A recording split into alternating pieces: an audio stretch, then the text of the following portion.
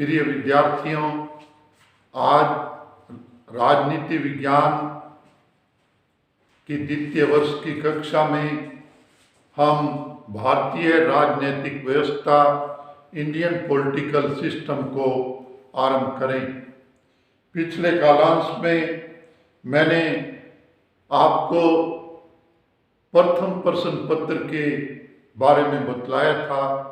मैं एक बार पुनः स्पष्ट करना चाहता हूं कि हमारे 5 यूनिट में 5 देशों की शासन प्रणालियां इसलिए सम्मिलित की गई हैं कि आप विदेशों की शासन प्रणालियों को देखकर भारत की शासन प्रणाली को अच्छी तरह समझें। प्रिय विद्यार्थियों, आप भारत के नागरिक हैं। आपको भारत की राजनीतिक व्यवस्था का संचालन भी करना है। आप पूछ सकते हैं कि किस प्रकार करेंगे। आप भारत के नागरिक होने के नाते भारत के मतदाता भी हैं। 18 वर्ष की आयु पूरी होने के पश्चात आपको मतदान का अधिकार मिलता है। ये एक वोट का अधिकार सभी को समान रूप से एक वोट का अधिकार एक बहुत ही महत्वपूर्ण माध्यम है और इसी के माध्यम से आप भारत की राजनीतिक व्यवस्था का संचालन करेंगे।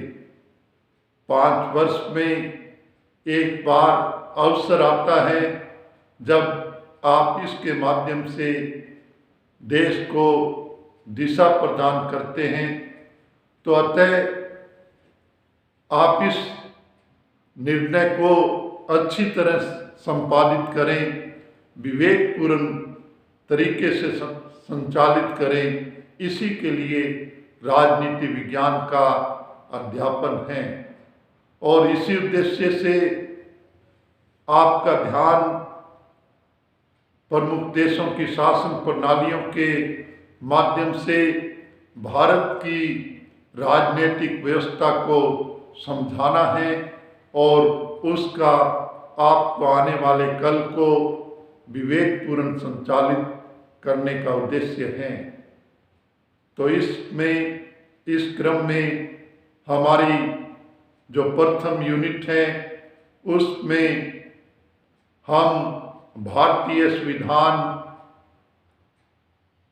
सभा और भारत की संविधान निर्माण प्रक्रिया को देखेंगे।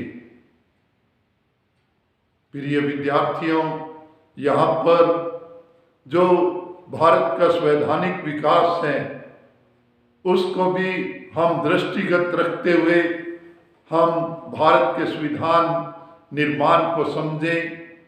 1909, 1919 और 1935 के भारत के स्वाधीन भारत के महत्वपूर्ण संवैधानिक विकास के चरण हैं और इस क्रम में 1946 से संविधान सभा का गठन, संविधान सभा के द्वारा संविधान का निर्माण एक महत्वपूर्ण पक्ष है।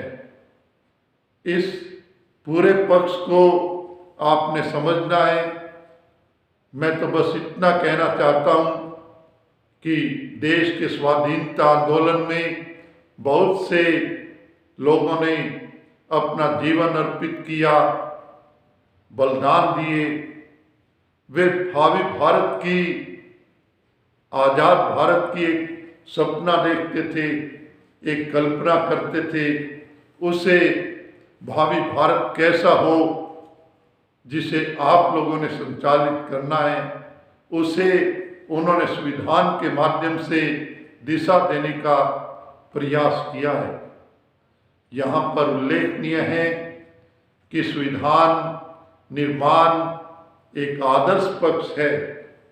हम उस आदर्श पक्ष से प्रेरणा लेते हुए हम अध्ययन करेंगे, ऐसी अपेक्षा है। इसके पश्चात जो आगामी पाठ हैं भारतीय संविधान की विशेषताओं का है। हमें प्रत्येक शासन प्रणाली की विशेषताओं को देखना है। उसी के प्रकाश में आप भारत की शासन प्रणाली की विशेषताओं को भी देखेंगे। इसके पश्चात भारतीय संविधान की प्रस्तावना है। भारतीय संविधान की प्रस्तावना हमारे संविधान का मूल संदेश है, हमारे संविधान की मूल आत्मा है। इसी के साथ संविधान संशोधन की प्रक्रिया भी है। इसके पश्चात हम दूसरी यूनिट में प्रवेश करें तो यहाँ पर हम मूल अधिकारों को देखेंगे, नीति निर्देशक तत्वों को देखेंगे। इसी के साथ हम भारत की संघात्मक व्यवस्था को लेंगे। इसमें भारत के संघात्मक व्यवस्था के साथ केंद्र राज्य संबंध भी महत्वपूर्ण हैं। आपने प्रथम वर्ष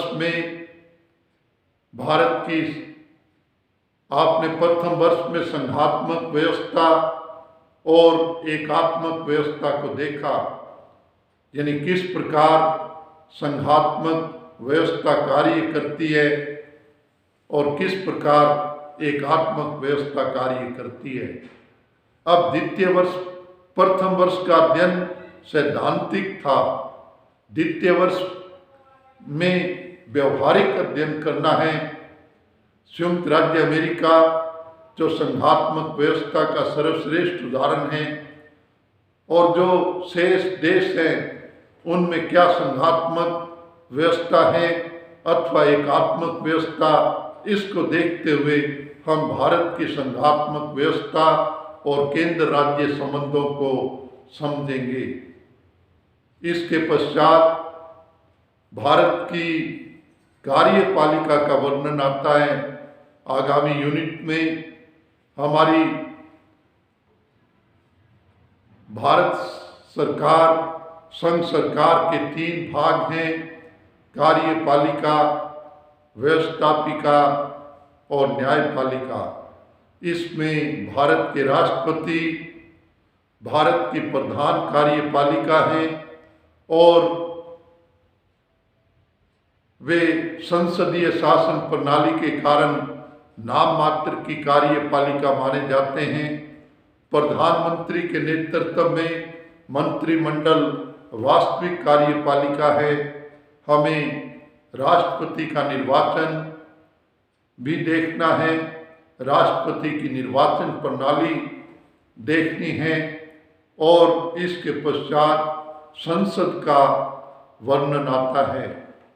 संसद के वर्णन में लोकसभा और राज्यसभा भारत की संघीय व्यवस्थापिका द्विसदनात्मक है, इसका हम अध्ययन करेंगे। इसके पश्चात भारत की न्यायपालिका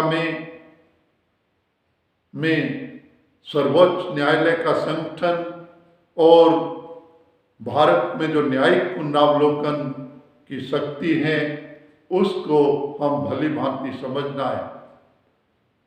इसके पश्चात आगामी यूनिट में भारत के राज्यपाल जो राज्य के संवैधानिक प्रमुख होते हैं और राज्यपाल का व्यवहारिकता में भूमिका हम देखेंगे। इसी के साथ गठबंधन सरकार, आजकल गठबंधन सरकारों का भी भारत में दौर रहा। अनेक राज्यों में गठबंधन सरकारें हैं। केंद्र में भी एक समय था जब गठबंधन सरकार थी। इस समय भी राष्ट्रीय स्तर पर राष्ट्रीय जनतांत्रिक गठबंधन की सरकार है और विपक्ष को संयुक्त प्रगतिशील गठबंधन यूपीए का नाम दिया है, जबकि भारतीय जनता पार्टी के नेतृत्व में नेशनल डेमोक्रेटिक अलायंस इस समय केंद्र में सत्तारूढ़ है। तो ये राजनीतिक दलों से आगे जाकर जो गठबंधन की पद्धति है उसको भी हमें समझना है। मतदान व्यवहार और क्षेत्रीय दलों की भूमिका, इन सब को देखते हुए हम भारत में संसदीय प्रणाली के कार्य व्यवहार को भी देखेंगे। अंतिम यूनिट में भारतीय लोकतंत्र के सम्मुख जो चुनौतियां हैं उनमें उनको हम लेंगे। क्षेत्रवाद, भाषावाद, आतंकवाद, जातिवाद और आरक्षण की समस्या प्रमुख प्रश्न हैं। इनका हमें वैज्ञानिक तरीके से अध्ययन करना है और जाति की राजनीति में भूमिका, इसका भी हम विस्तार पूर्वक अध्ययन करेंगे।